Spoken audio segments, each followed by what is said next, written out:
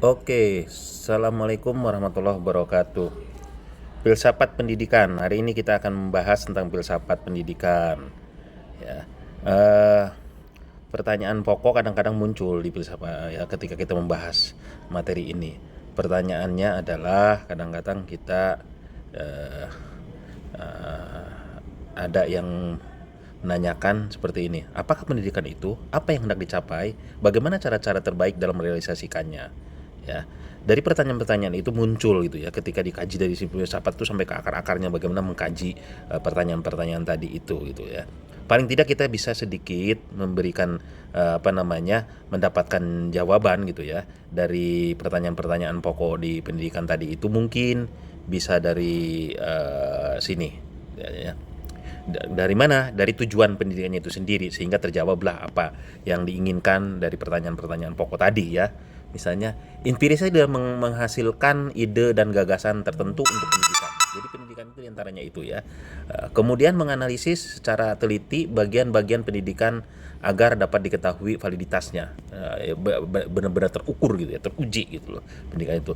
Kemudian ada perspektif upaya menjelaskan dan mengarahkan kepada pendidik ya, itulah ya dari tujuan diantaranya pendidikan itu. Kemudian investigasi meneliti kebenaran suatu teori pendidikan ya, sehingga dari pertanyaan-pertanyaan tadi paling tidak mendapatkan gambaran daripada kita, karena memang pertanyaan-pertanyaan pokok itu terjawab dari tujuan, karena tujuan pendidikan itu ya ini empat hal ini paling tidak. Apakah bisa ditambah? Silahkan teman-teman menambahkan. Ilmu sosial sering saya katakan, ilmu sosial itu bisa dikaji dari berbagai sudut pandang, tergantung dari perspektif teman-teman juga mengkajinya ya. Kita lihat penjelasan berikutnya. Filsafat pendidikan adalah studi ihwal, tujuan, hakikat, dan isi yang ideal dari pendidikan. Ya, itu kenapa filsafat pendidikan itu perlu dipelajari oleh kita. Terlebih lagi teman-teman adalah yang belajar filsafat ini, para pendidik nantinya gitu ya. Kemudian peran filsafat dalam dunia pendidikan ialah memberi kerangka acuan bidang filsafat pendidikan guna mewujudkan cita-cita pendidikan yang diharapkan oleh suatu masyarakat dan bangsa ya, seperti yang dijelaskan tadi di atas tujuannya. Filsafat pendidikan dapat didefinisikan sebagai teori yang mendasari alam pikiran ihwal pendidikan atau suatu kegiatan pendidikan gitu ya.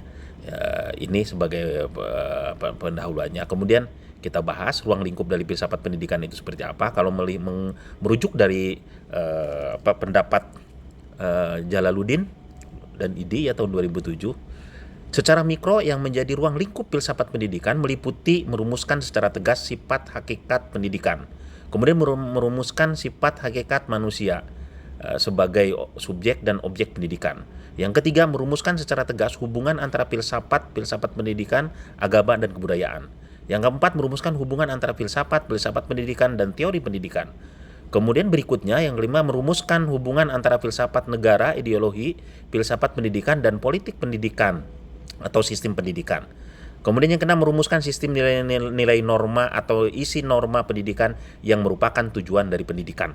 Ya, jadi itu ruang lingkupnya ya dari filsafat pendidikan tersebut ya. Oke. Hubungan filsafat dengan filsafat pendidikan. Ya. Hubungan filsafat dengan filsafat pendidikan. Hubungan antara filsafat dan filsafat pendidikan sangatlah penting sebab ia menjadi dasar, arah, dan pedoman suatu sistem pendidikan. Menurut Jalaluddin lagi ya. Filsafat pendidikan merupakan aktivitas pemikiran teratur yang menjadi filsafat sebagai medianya untuk menyusun proses pendidikan, menyelaraskan dan mengharmonisasikan serta menerangkan nilai-nilai dan tujuan yang ingin dicapai. Jadi itu sebetulnya ya hubungan filsafat dengan filsafat pendidikan itu ya. Mohon maaf kalau terlalu cepat karena memang saya menggunakan rekam yang yang ada di handphonenya, terbatas kadang-kadang ya. Nanti teman-teman tinggal diulang lagi silahkan ya, bisa diulang lagi. Mengapa edukator perlu filosofi? Karena suatu pendirian mengenai arah dan tujuan ya. Kemudian membantu memberi pendirian mengenai arah dan tujuan hidup dan kehidupan. Kemudian sebagai dasar menerapkan suatu pendidikan dan atas dasar pandangan masyarakat dan bangsanya. Filosofi dan pendidikan memberikan prinsip-prinsip dasar untuk diacu bagi pendidik dan lembaga kependidikan atau lembaga pendidikan ya. Jadi itu makanya kenapa edukator itu perlu filosofi ya. Itu ya. Realitas dalam pendidikan ya, kita lihat realitasnya menyangkut komitmen kurikulum, hubungan guru dan murid, peranan siswa dengan masyarakat atau sebaliknya, demikian juga peranan sekolah terhadap masyarakat. Ya. Jadi itu realitas dalam kehidupannya dalam pendidikan. Filsafat memberikan pedoman hidup karena mengandung nilai kesusilaan. Ya. Kemudian perbuatan mendidik adalah serangkaian perbuatan yang disengaja ke suatu makna tujuan. Jadi untuk mendidik itu adalah serangkaian perbuatan yang disengaja memang direkayasa oleh si edukator itu yang tadi pada pertanyaan di atas tadi itu, kenapa edukator butuh filsafat itu ya. Sehingga dia betul-betul sang edukator itu adalah dia berusaha mencari jawaban-jawaban supaya ke akarnya. Kenapa? Agar makna tujuannya itu tercapai gitu ya dari pendidikan itu sendiri gitu ya. Pertanyaan lagi muncul misalnya, antara guru dan siswa mengapa mereka bertemu? Ya, manusia saling membutuhkan. Bagaimana jika dia ingin menyendiri, gitu kan? Kemudian, sorry, apa pendekatan yang digunakan untuk mengatur manusia yang ingin berteman maupun ingin menyendiri? Mungkin bisa sedikit terjawab dengan kajian dari berbagai aliran filsafat di slide berikut ini ya. Pertanyaan-pertanyaan yang 3 hal ini ya. Misalnya beberapa filsafat aliran filsafat pendidikan. Di sini nanti dijelaskan satu persatu untuk menjawab tadi bagaimana hubungan antara murid dan guru dan sebagainya. Esensialisme yang didukung oleh idealisme dan realisme, progresivisme, ya ini aliran filsafat ya, aliran filsafat di pendidikan yang didukung oleh filsafat pragmatisme, ya jiwa perubahan. Kemudian perennialisme yang didukung oleh idealisme, eksistensialis, kebenaran adalah karena eksistensi manusia gitu ya. Jadi ini aliran filsafat di pendidikan. Kita lihat satu persatu. Filsafat pendidikan yang kaitannya dengan esensialisme ya, seperti yang ini. Ya yang pertama. Ya. Menurut Jalaluddin, sifat yang menonjol dari ontologi esensialisme adalah suatu konsepsi bahwa dunia ini dikuasai oleh tata yang tidak tercela, yang mengatur dunia beserta isinya dan tiada celah. Pula ini berarti bahwa bagaimanapun bentuk, sifat, kehendak dan cita-cita manusia haruslah disesuaikan dengan tata alam yang ada ya. Jadi harus mengikuti secara esensinya seperti itu ya. Kemudian pandangan epistemologi esensialisme ya, aliran esensialisme.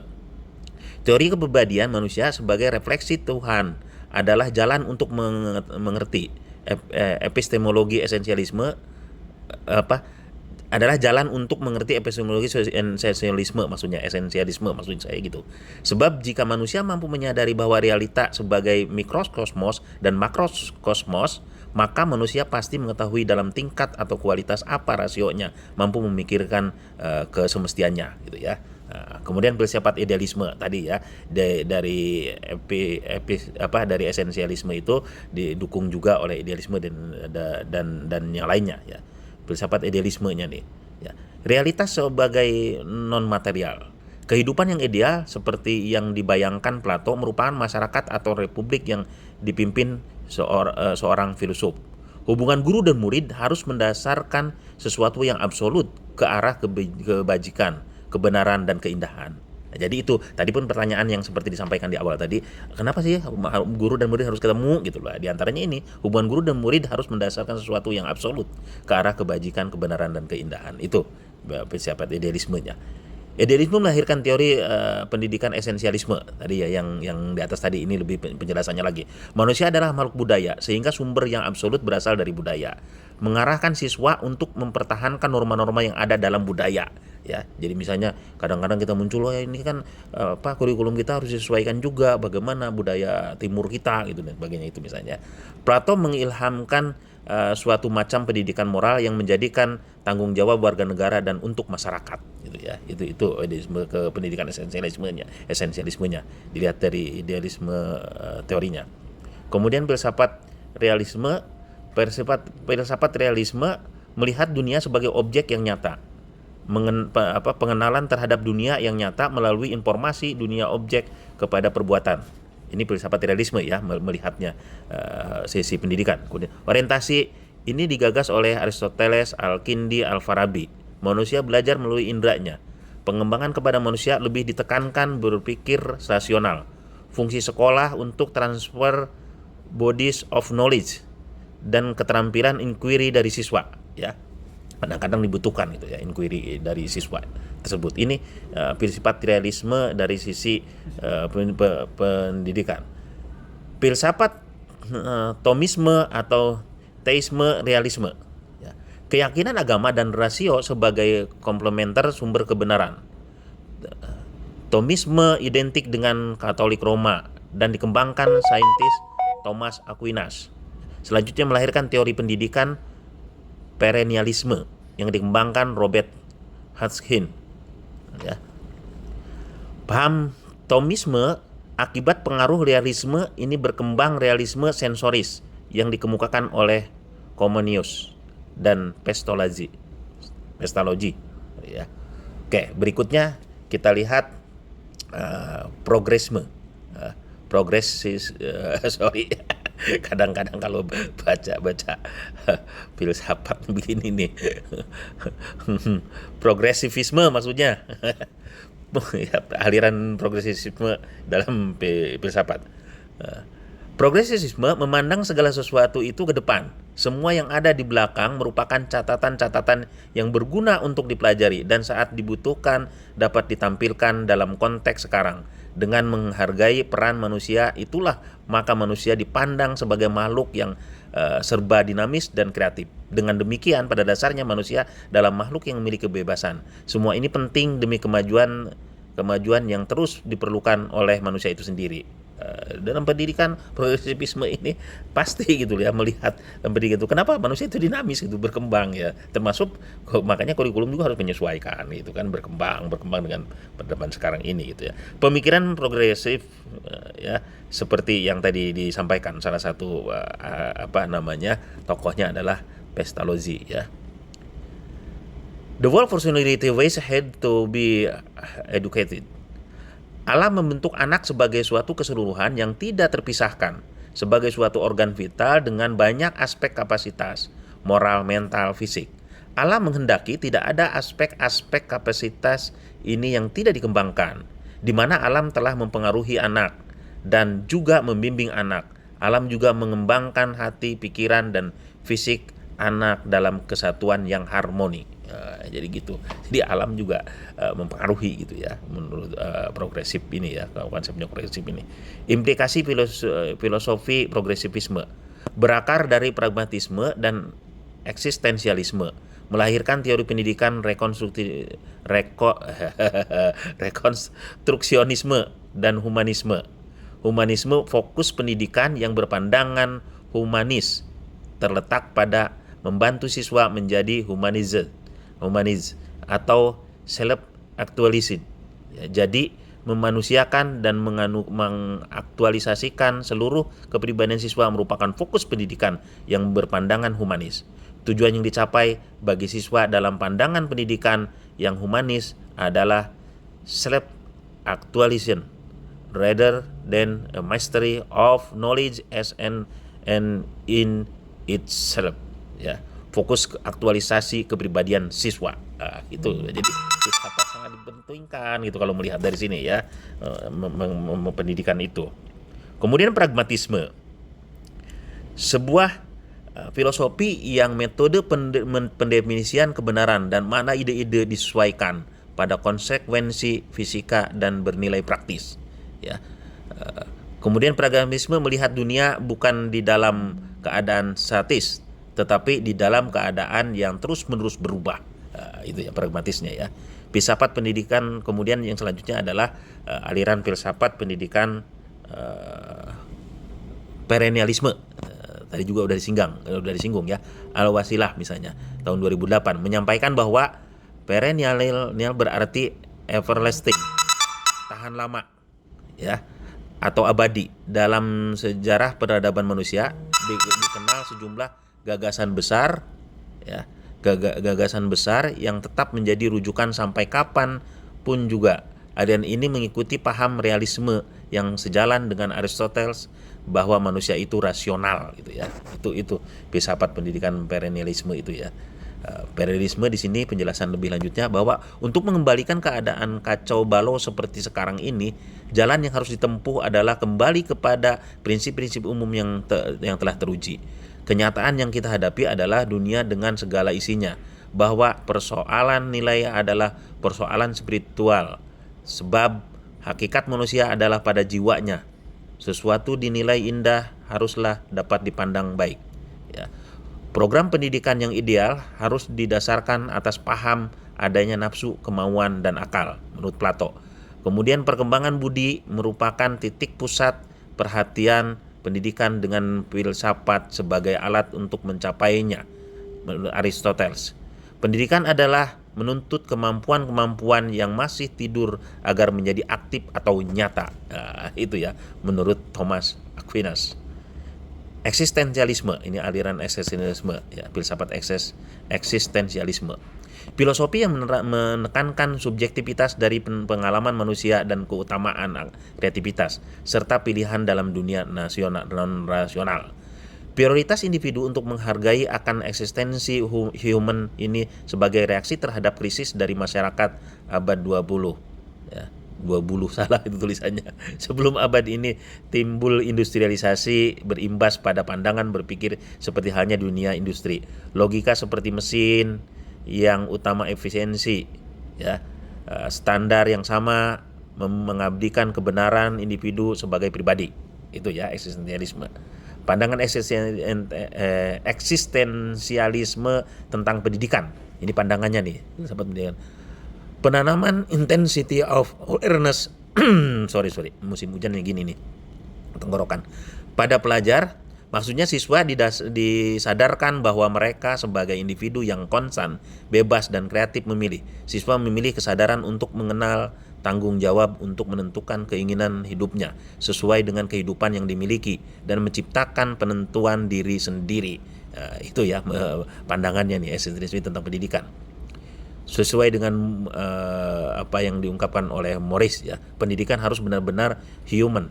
Hal tersebut harus membangkitkan pembelajar keadaan eksistensi diri sendiri sebagai subjek tunggal yang hadir di dunia. Itu ya. Kemudian kita lihat esensialisme. Ya, esensialisme bahwa dunia ini dikuasai oleh tata yang tiada celah. Oh tadi udah perasaan ini ya. Didukung oleh deisme modern yang mempunyai terlalu pandangannya. Mengenai nggak apa-apa deh, saya jelasin lagi aja deh. Ya, lanjutan kayaknya tadi udah nih. Tapi nggak apa-apa ya, saya bacain lagi aja. Esensialisme bahwa dunia ini dikuasai oleh tata yang tiada celah yang mengatur dunia beserta isinya dengan tiada celah pula. Esensialisme didukung oleh idealisme modern yang mempunyai pandangan yang sistematis mengenai alam semesta tempat manusia berada. Terus esensialisme juga didukung oleh idealisme subjektif yang berpandangan bahwa alam semesta itu pada hakikatnya adalah jiwa, spirit, dan segala sesuatu yang ada ini nyata, ada dalam arti spiritual.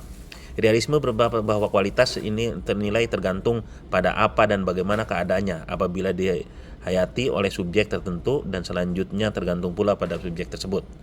Implikasi filsafat pendidikan bagi pendidikan nasional. Kita lihat implikasi filsafat pendidikan bagi pendidikan nasional. Kayaknya jelek banget bedongak mulunya kelihatannya ya. Maklum minusnya 4 jadi nggak kelihatan. Bacanya agak susah. Oke. Implikasi filsafat pendidikan bagi pendidikan nasional. Pendidikan secara langsung berkaitan dengan nilai dari Pancasila tersebut, misalnya kalau kaitkannya dengan filsafat Pancasila ya. Pendidikan dapat menentukan tujuan, motivasi, kurikulum, metode belajar, dan hubungan guru dan siswa tadi ya, seperti pertanyaan yang di awal tadi. Tujuan pendidikan nasional adalah hakikatnya merupakan perwujudan cita-cita ideal bangsa Indonesia, yaitu mewujudkan masyarakat yang berdasarkan Pancasila, karena asas kita Pancasila ya. Jadi ke situ implikasi filsafat pendidikan bagi pendidikan nasional itu. Pendekatan filosofis terhadap pendidikan. Pendekatan untuk menelaah dan memecahkan masalah-masalah pendidikan dan menggunakan metode filsafat. Itu intinya kenapa filsafat pendidikan itu muncul gitu ya. Kenapa kajian-kajian pendidikan itu dikaji dari filsafat juga gitu ya.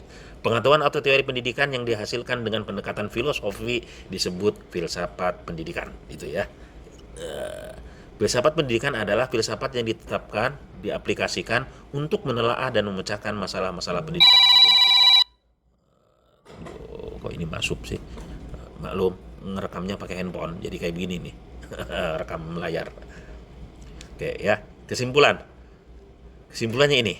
Filsafat pendidikan dan filsafat pendidikan dan pendidikan terdapat suatu hubungan yang erat sekali dan tak terpisahkan. Filsafat pendidikan mempunyai peranan yang amat penting dalam sistem pendidikan karena mengkaji pendidikan itu sampai ke akar-akarnya tadi itu ya. Makanya dilihat juga dari beberapa aliran yang tadi disampaikan. Kalau teman-teman saya menjelaskan terlalu cepat, sekali lagi mohon maaf karena ini ngerekam dengan handphone ini terbatas biasanya ya. Jadi silahkan teman-teman nanti baca ulang lagi ya atau tonton ulang lagi gitu loh penjelasannya ya di apa namanya di pause gitu kemudian baca ulang lagi atau baca materinya ya nanti. Dengan mengetahui tentang analisis filosofinya, kita dapatkan bahwa pendidikan akan mengubah cara pandang manusia dalam menyikapi permasalahannya. Sehingga kita akan bisa mengkaji gitu loh. Itu baru permasalahan-permasalahan di pendidikan itu dari sisi filosofisnya seperti apa gitu ya. Itu maksudnya. Aliran filsafat modern mengembangkan ilmu filsafat dalam mempermudah mempelajari dan memahami ilmu pengetahuan itu. Kemudian filsafat pendidikan sebagai ilmu pengetahuan normatif dalam bidang pendidikan merumuskan kaidah-kaidah norma atau ukuran tingkah laku perbuatan yang sebenarnya dilaksanakan oleh manusia dalam hidup dan kehidupannya gitu ya. Itu kesimpulan berikutnya. Kemudian peranan filsafat dalam dunia pendidikan ialah memberi kerangka acuan bidang filsafat pendidikan guna mewujudkan cita-cita pendidikan yang diharapkan oleh suatu masyarakat dan bangsa gitu ya. Kemudian filsafat pendidikan dapat didefinisikan sebagai teori yang mendasari alam pikiran, ihwal pendidikan atau suatu kegiatan pendidikan. Itu ya secara umum kesimpulannya.